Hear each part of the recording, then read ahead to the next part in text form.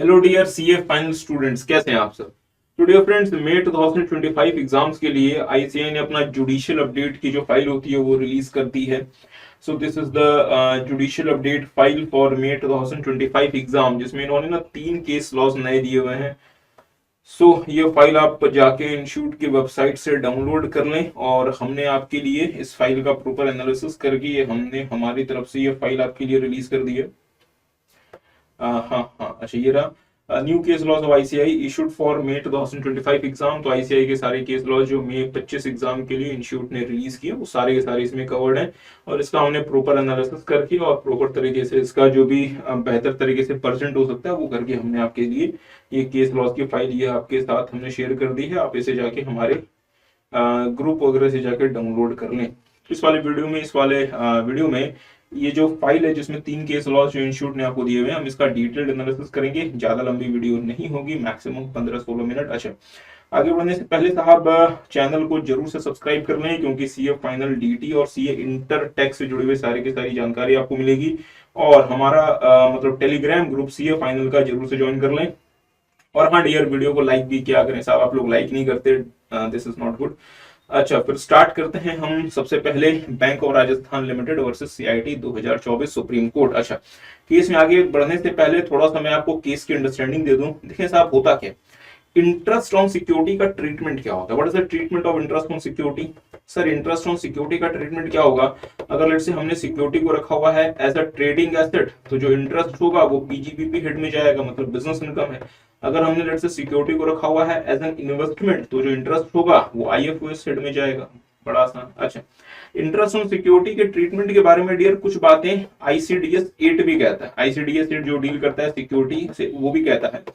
पर आईसीडीएस 8 जो है डियर, ये मतलब ये शेड्यूल्ड बैंक्स के ऊपर अप्लाई नहीं करता, और हमारा जो केस है ये डील करता है शेड्यूल्ड बैंक ऑफ राजस्थान से। अच्छा, तो अगर तो फिर ICDS 8 do not apply on the scheduled bank, और शेड्यूल्ड बैंक के पास जो भी सिक्योरिटीज हैं उन सिक्योरिटीज को मतलब शेड्यूल्ड बैंक को क्लासिफाई करना पड़ेगा as per RBI guidelines. As per RBI guidelines, और आरबीआई गाइडलाइंस के हिसाब से आप अपनी सिक्योरिटीज को 3 तरीके से क्लासिफाई कर सकते हैं।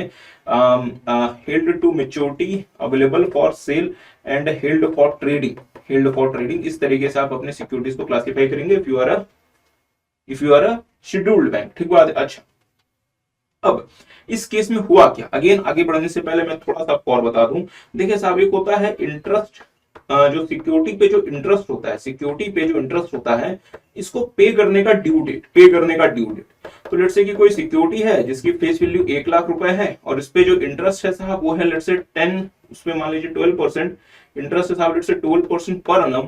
बट ये जो इंटरेस्ट है ना ये सेमी एनुअली मिलता है। पहला इंटरेस्ट मिलता है लेट्स से 30 मार्च को, और अगला इंटरेस्ट लेट्स से मिलता है अप्रैल, मई, जून, जुलाई, अगस्त, सितंबर, 30 सितंबर को। ठीक बात है।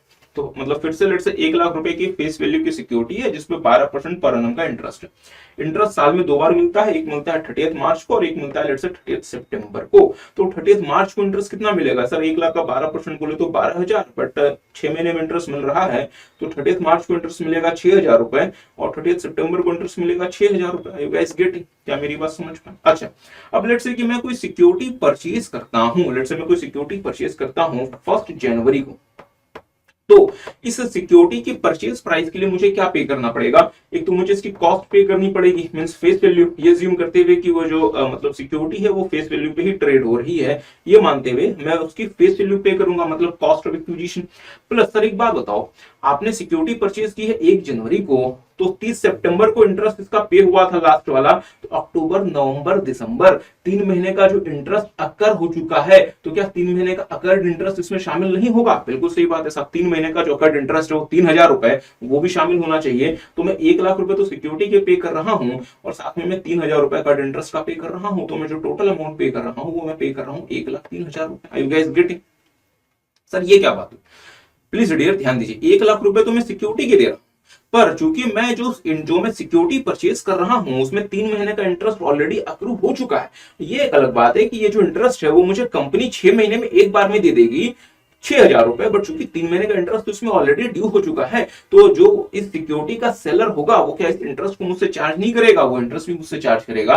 तो लेट्स से 3,000 रुपए का वो मुझसे इंटरेस्ट चार्ज करता है, तो मैं उस सिक्योरिटी के सेलर को कितना अमाउंट पे करूंगा, 1,03,000 रुपए। अच्छा, ये जो 3,000 रुपए का इंटरेस्ट है साहब, इसको हम बैंकिंग टर्मिनोलॉजी में कहते हैं interest for the broken period. इसको हम क्या कहते हैं, इंटरेस्ट फॉर ब्रोकन पीरियड।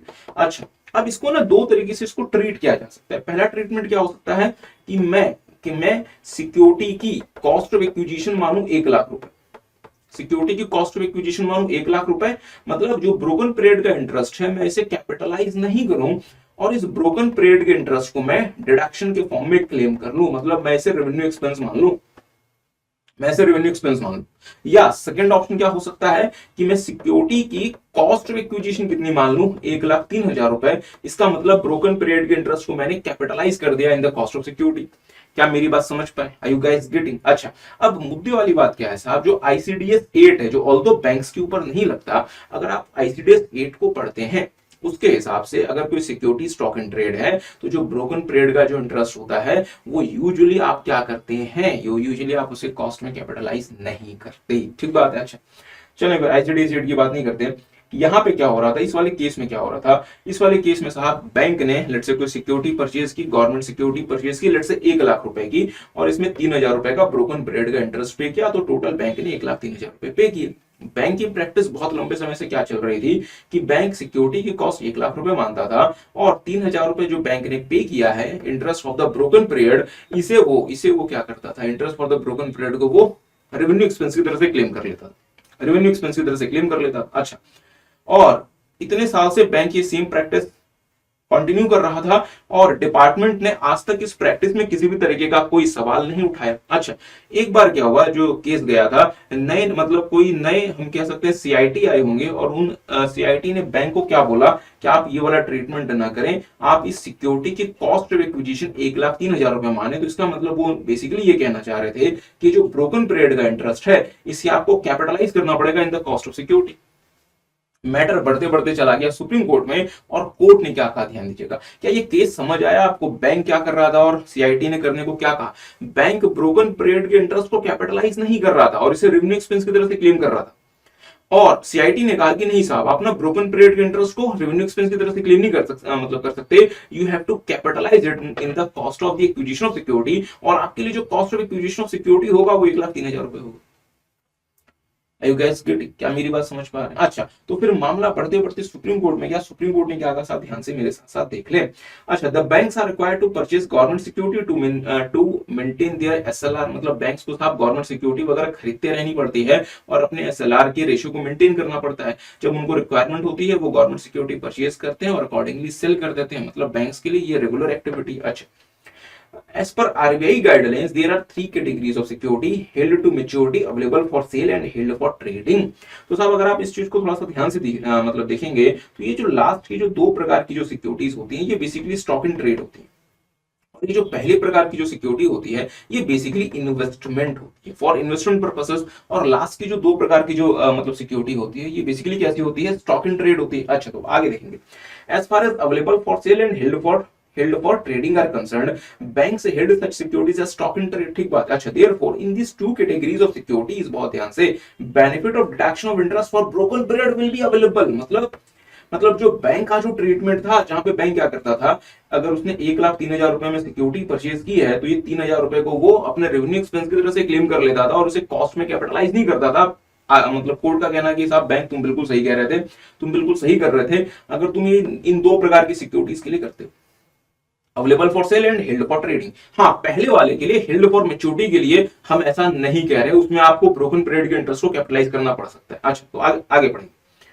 अच्छा, ध्यान दीजिएगा। If it is found that held to maturity security is held as investment, बहुत ध्यान से, the benefit of broken period interest will not be available. तो इसका मतलब अगर बैंक ने कोई सिक्योरिटी परचेज की और इसको वो हेल्ड टू मैच्योरिटी रख रहा है, मतलब इन्वेस्टमेंट की तरह से रख रहा है, उस केस में उसे ब्रोकन पीरियड के इंटरेस्ट को कैपिटलाइज करना पड़ेगा। अच्छा, accordingly as the securities were treated as stock in trade, अच्छा, तो यहाँ पे क्या हो रहा है, बैंक ने सिक्योरिटी को स्टॉक इन ट्रेड माना हुआ है, the interest on broken period cannot be considered as a capital expenditure and will have to be treated as a revenue expenditure, thus allowed as deduction। चलिए आगे बढ़ते हैं। पीट CIT versus Adien technologies private limited 2024 supreme court. अब साहब इस वाले case को जाने के पीछे का रीजन क्या था मुझे ये नहीं समझ आया, क्योंकि इस तरह के बहुत सारे केसेस ऑलरेडी अवेलेबल है। अब मेरी बात पे थोड़ा सा ध्यान दीजिएगा, अगर लेट्स से मतलब थोड़ी सी इसकी बैकग्राउंड के बारे में बात कर लेते हैं। लेट्स से अगर कंपनी ने या एसएससी ने अगर कोई एक्सपेंस किया, कोई खर्चा किया, अगर उस खर्चे का एंड्योरिंग बेनिफिट है, अगर उस खर्चे का एंड्योरिंग बेनिफिट है, दूसरा नो एंड्योरिंग बेनिफिट। एंड्योरिंग मतलब बेनिफिट का मतलब एक लंबे समय तक बेनिफिट है। अगर मान लीजिए कि आपने कोई कॉस्ट इंकर किया, अगर उस कॉस्ट की आपको कोई एंड्योरिंग बेनिफिट एक लंबे समय तक मतलब 1 साल से ज्यादा का बेनिफिट मिल रहा है, तो आप उस कॉस्ट को क्या करते हैं, कैपिटलाइज कर लेते हैं, और इसका आपको क्या मिलता है, डेप्रिसिएशन। क्या मेरी बात समझ पाए? बट अगर आपने कोई एक्सपेंस किया जिसका कोई एंड्योरिंग बेनिफिट नहीं है, तो वो कॉस्ट आपको रेवेन्यू एक्सपेंस की तरह से 100% उसी प्रीवियस ईयर में लागू हो जाती है। क्या मेरी बात समझ पा रहे हैं? अच्छा, अब लेट्स से कोई एसएससी है साहब, उसने किसी प्रोजेक्ट में, किसी नए प्रोजेक्ट में या किसी नए प्रोडक्ट में पैसा लगाया, किसी नए प्रोजेक्ट में या किसी नए प्रोडक्ट में पैसा लगाया।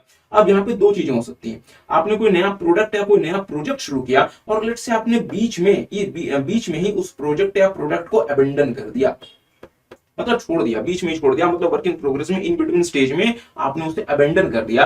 तो अब ये दो चीजें हो सकती हैं, पहला ये जो नया प्रोजेक्ट या प्रोडक्ट था वो एग्जिस्टिंग बिजनेस से रिलेट करता था, रिलेटेड टू एग्जिस्टिंग बिजनेस, और दूसरा not related to existing business. क्या मेरी बात समझ पा रहे हैं? अगर ये एग्जिस्टिंग बिजनेस से रिलेट करता था, आप उसको आपने जो भी खर्चा किया उस नए प्रोडक्ट या मतलब प्रोजेक्ट में जिसको आपने इन बिटवीन अबेंडन कर दिया, उस खर्चे को आप रेवेन्यू एक्सपेंस की तरह से क्लेम कर लो।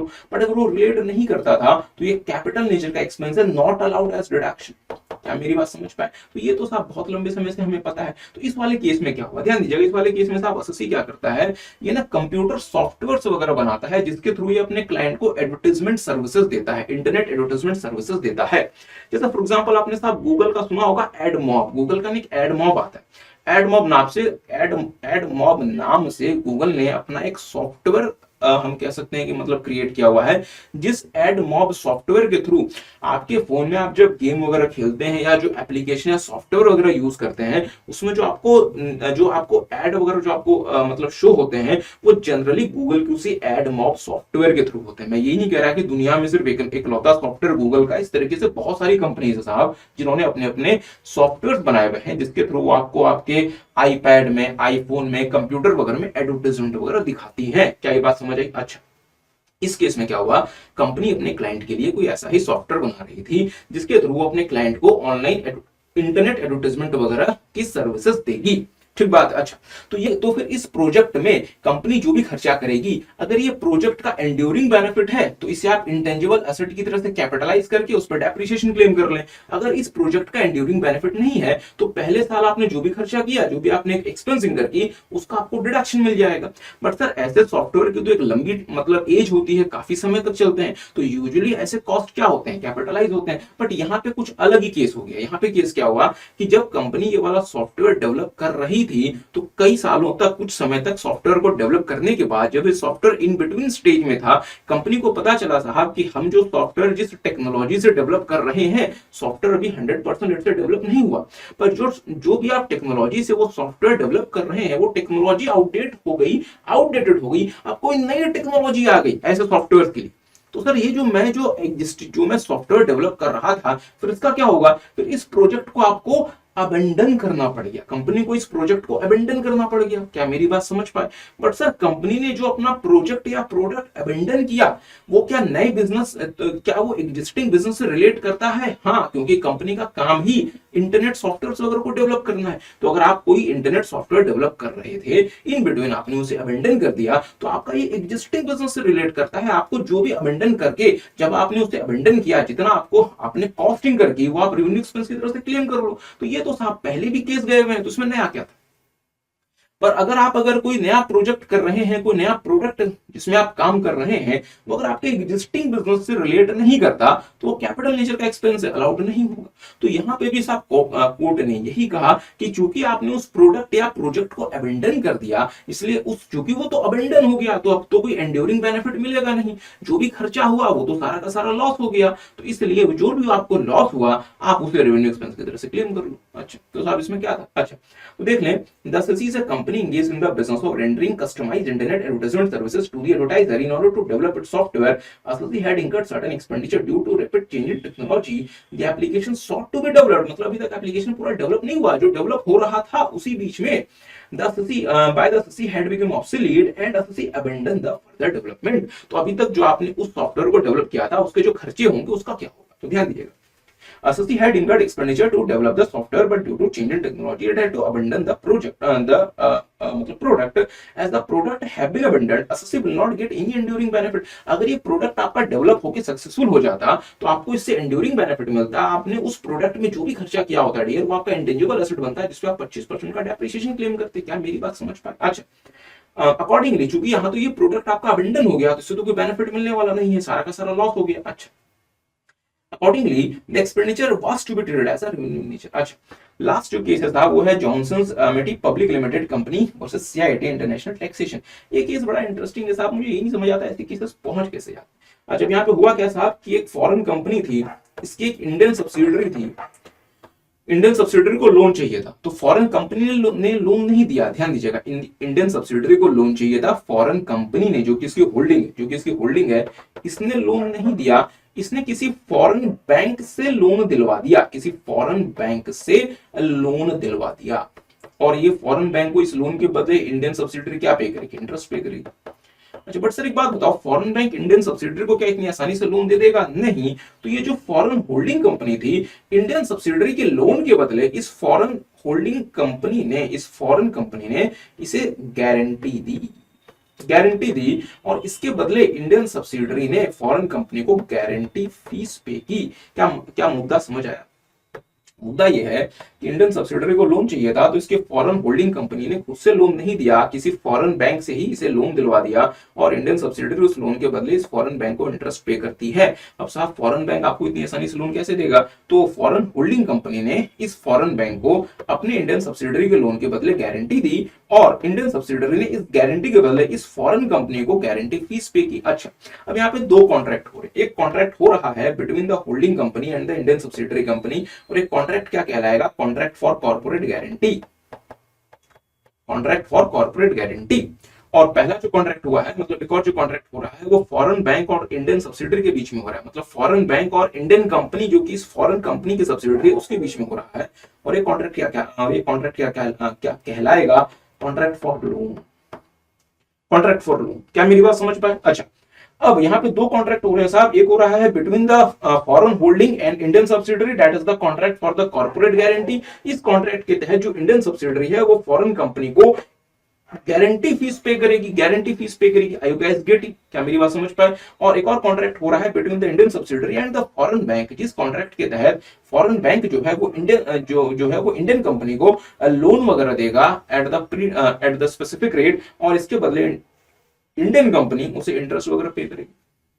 क्या मेरी बात समझ? अच्छा, अब हुआ क्या, इशू क्या बना? ये जो गारंटी फीस जो इंडियन सब्सिडियरी अपने फॉरेन कंपनी को पे कर रही है, इस गारंटी फीस को इंडियन टैक्स अथॉरिटीज ने चाहा कि हम इस गारंटी फीस को इंटरेस्ट का नाम दे दें, और इंटरेस्ट का नाम देके इसे सेक्शन 915 में इंटरेस्ट, क्योंकि आप एक इंडियन कंपनी दे रही है, एक मतलब रेसिडेंट इन इंडिया दे रहा है, तो इसे 915 में डलवा के income deemed to accrue arise in India करवा के इस पे इंडिया में टैक्स लगवा।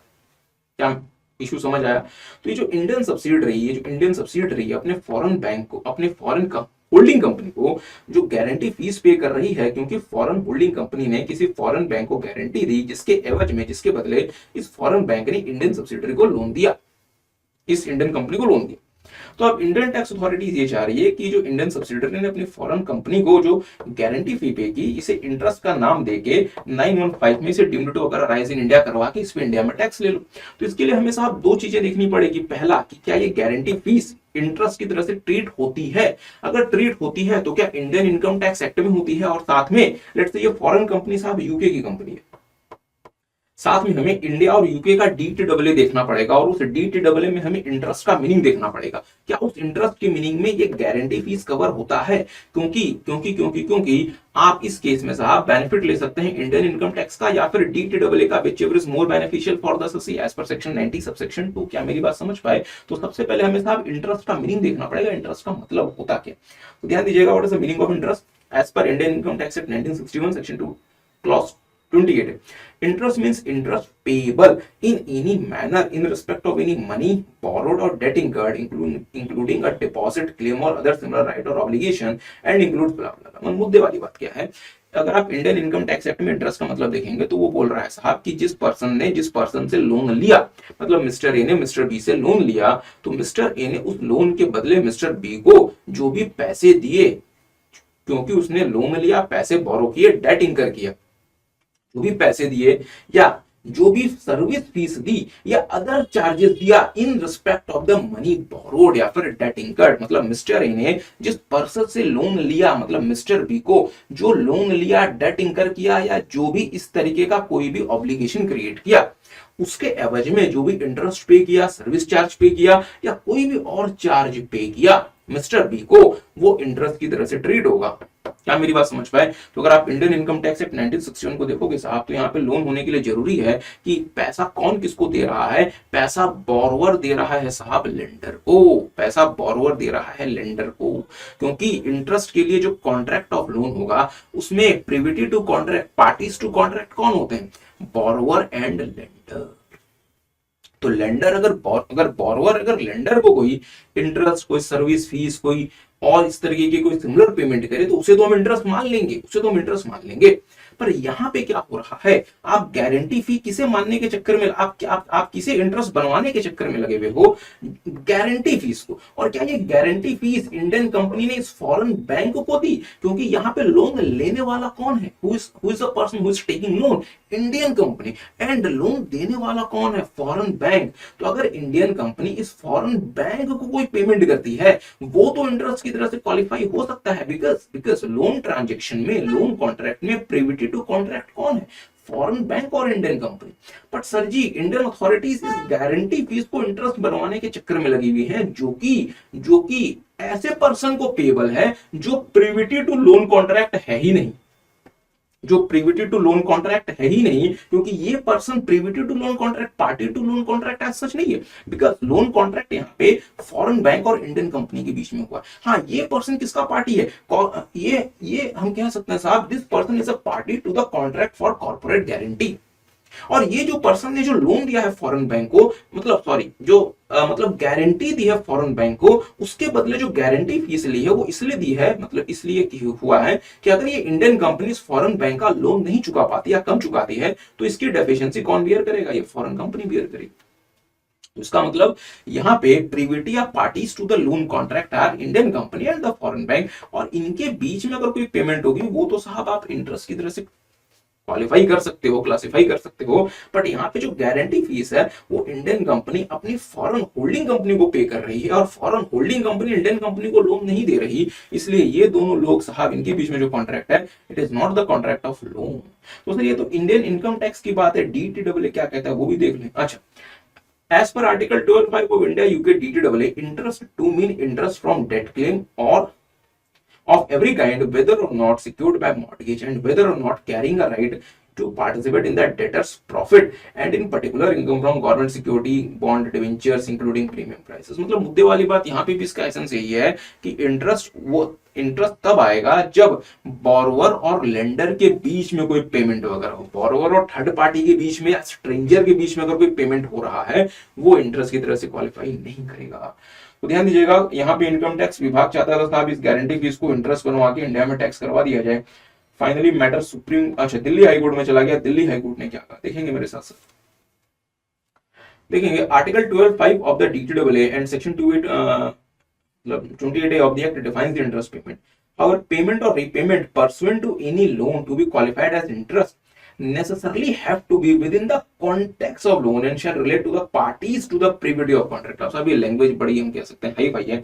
इसका सिंपल सा मतलब है कि इंटरेस्ट इंटरेस्ट वही पेमेंट क्वालिफाई करेगा जो parties who are the parties to the loan contract या लोन ट्रांजेक्शन, उनके बीच में अगर कोई पेमेंट हो सिर्फ वही इंटरेस्ट की तरह से क्वालिफाई करेगा। किसी स्ट्रेंजर के साथ अगर आप कोई पेमेंट कर रहे हैं, वो लोन कॉन्ट्रैक्ट का पार्ट नहीं है, वो इंटरेस्ट का पार्ट नहीं। अच्छा देखेंगे, the word interest does not take into its fold any payment made to stranger to the privity of loan transaction। Sir यहाँ पे ये जो पर्सन है ये इस लोन कॉन्ट्रैक्ट के लिए स्ट्रेंजर है। इस लोन कॉन्ट्रैक्ट की प्रिविटीज कौन कौन है? फॉरेन कंपनी और इंडियन कंपनी। ये जो फॉरेन होल्डिंग कंपनी है, it is a stranger to this particular loan contract. I hope आपको बात समझ आ रही है। अच्छा देखेंगे साहब, अच्छा दो such payment have to be made incidentally in relation to such loan. Although यहाँ पे ये जो कॉर्पोरेट गारंटी फीस है, भले ये लोन के लिए ही हो, बट ये लोन कॉन्ट्रैक्ट का या लोन ट्रांजेक्शन जिन लोगों के बीच में हो रही है उनके बीच में किया जाने वाला पेमेंट नहीं, एक स्ट्रेंजर को किया जाने वाला पेमेंट। अच्छा देखेंगे, here assessee is a stranger, assessee is whom? Assessee is this foreign company। अच्छा, assessee is a stranger to the privity of loan transaction in as so much as the contract of loan is different from the contract of guarantee। और यहाँ पे assessee और Indian company के बीच में जो contract हुआ है, it is called as contract for corporate guarantee. अच्छा मेरे साथ साथ देख लें द एक्सप्रेशन डेट क्लेम। अच्छा तो मतलब मुद्दे वाली बात क्या है? does not extend to payment of guarantee commission। The expression interest defined to mean the amount of interest payable in respect of money borrowed or debt incurred। The income that assessee receives from its Indian subsidiary was solely in consideration of any liability that possibly befall in case of its Indian subsidiary were default in their payment obligation। Hence the guarantee fee out मतलब ये interest नहीं है। तो मुद्दे वाली बात क्या है कि साहब ये जो इंडियन सब्सिडरी से जो पैसा जो मिला है फॉरेन कंपनी को, ये इसलिए नहीं मिला कि फॉरेन कंपनी ने इंडियन सब्सिडरी को कोई लोन दिया। ये जो पैसा इसलिए मिला है क्योंकि फॉरेन कंपनी ने उस बैंक को गारंटी दी है साहब कि अगर मेरी इंडियन सब्सिडरी आपको पैसे देने में कोई गलती करती है तो ये जो लायबिलिटी होगा वो मैं बेयर करूंगा। ये इसलिए नहीं मिला कि फॉरेन कंपनी ने कोई लोन दिया, इसलिए मिला क्योंकि इसने एक लायबिलिटी अज्यूम की that in the event of default made by it's Indian subsidiary the person who is going to repay the sum is that foreign company। तो इस गारंटी के बदले इन्होंने पैसे इनसे रिसीव किए हैं। अच्छा डियर, ये तो 3 केस लॉस थे, बट ये कुछ और केस लॉस हैं डियर जो कि इंस्टीट्यूट ने बहुत रीसेंट इशू किए थे। तो आप इन सब के वीडियोस ऑलरेडी अपलोडेड है, इसे भी जरूर से देखें because these are also very important. इसमें शायद ये भारतीय सेलुलर तो आ भी चुका है, इसे चाहे तो छोड़ दें साहब, बाकी सबको देख लें। अच्छा तो फिर आज के लिए इतना ही साहब, सबको बाय बाय।